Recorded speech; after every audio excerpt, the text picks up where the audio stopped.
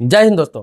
बहुत सारे ऐसे लोग हैं जिन पर केस चल रहा है, किसी पर नॉर्मल केस चल रहा है, किसी पर मारपीट का केस चल रहा है, किसी पर गंभीर अपराध भी है, किसी पर 3-3 4-4 केस चल रहा है और उनको विदेश यात्रा करना पड़ता है किसी काम से या फिर घूमने के लिए। तो क्या होता था, जब वो पासपोर्ट बनवाने जाते थे तो छोटा से छोटा केस भी है ना, तो क्या करते थे, जब पुलिस वेरिफिकेशन होता था तो थाने वाले, पुलिस चौकी वाले उस पर मेंशन कर देते थे पुलिस वेरिफिकेशन में, और उनका पासपोर्ट नहीं बनता था। छोटे छोटे मामले की वजह से भी पासपोर्ट निरस्त हो जाता था, नहीं बन पाता था, लोग परेशान होते थे। लेकिन कई हाई कोर्ट ने इस पर जजमेंट दिया। इसके अलावा सुप्रीम कोर्ट ने भी सीधा सीधा आदेश दे दिया है कि कोई भी व्यक्ति जो विदेश जाना चाहता है, आर्टिकल 21 के हिसाब से जो व्यक्तिगत स्वतंत्रता है उसका हनन नहीं किया जा सकता है, क्योंकि केस उस पर है, कोर्ट में चल रहा है, ट्रायल में है और यह केस काफी दिनों तक चल सकता है। इसका मतलब ये नहीं है कि वह विदेश यात्रा नहीं कर सकता है,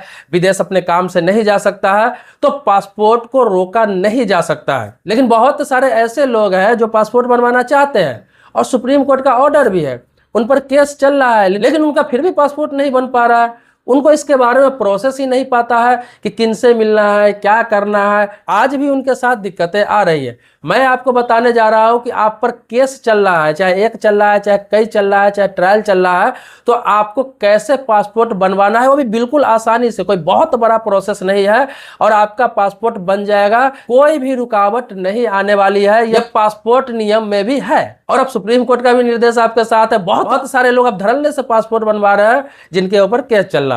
अब देखिए, आप पासपोर्ट अप्लाई करते हैं तो पासपोर्ट अप्लाई कर लिए, तो पासपोर्ट जब अप्लाई करते हैं तो तत्काल से वो पुलिस वेरिफिकेशन में चला जाता है। आपका जो थाना होता है, पुलिस चौकी होता है, वहां पे वेरिफिकेशन के लिए चला जाता है और या तो आपको थाने बुलाया जाता है या फिर आपके घर पर पुलिस वाले आते हैं वेरिफिकेशन के लिए, आपसे पूछताछ करने के लिए। तो आपसे अगर पूछा जाता है कि आप पर केस है या नहीं है, तो आप क्लियर बता दें। अगर आप पर केस है तो आप क्लियर बता दें कि मेरे ऊपर ये 2 मुकदमा चल रहा है या 1 मुकदमा चल रहा है या नॉर्मल सा एक FIR है या केस चल रहा है, कुछ भी है वो आप उन्हें बता दें।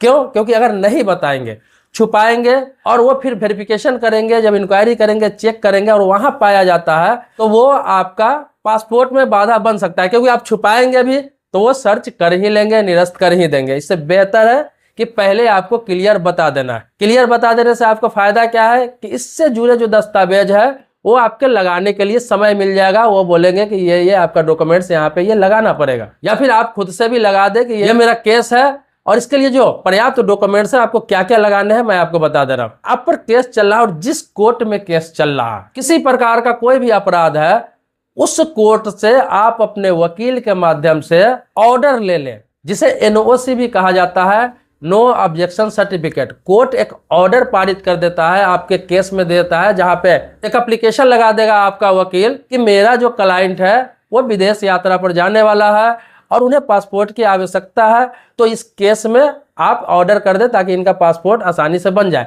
तो सुप्रीम कोर्ट का ऑर्डर है, तो अभी कोई भी कोर्ट है ना, वो आसानी से आदेश पारित कर देते हैं, NOC आपको दे देता है। वो जो आदेश का कॉपी है, वो जो ऑर्डर का कॉपी है, वो आपको जाकर थाने पर जमा कर देना होता है। इसके लिए आपको क्या करना है, ये नहीं कि आप पासपोर्ट अप्लाई कर दिए और उसके बाद गए कोर्ट में ऑर्डर लेने, तो इसमें समय भी लग सकता है। आपको जब डेट आएगा तो उसी डेट पर आपको NOC मिलेगा या फिर और भी समय लग सकता है। तो आपको क्या करना है कि पहले ऑर्डर ले ले अपना कोर्ट से, अपने कोर्ट से ऑर्डर की कॉपी ले ले एक, अब उसके बाद पासपोर्ट अप्लाई करें, क्योंकि पासपोर्ट अप्लाई करते ही दूसरे तीसरे दिन आपके पास वेरिफिकेशन के लिए आ जाता है। तो आपके पास कॉपी रहेगा, आप लगा देंगे, कोई भी दिक्कत नहीं है। पुलिस वाला उस कॉपी को उसमें लगाएगा, पासपोर्ट ऑफिस में भेजेगा, बस आपका टेंशन खत्म।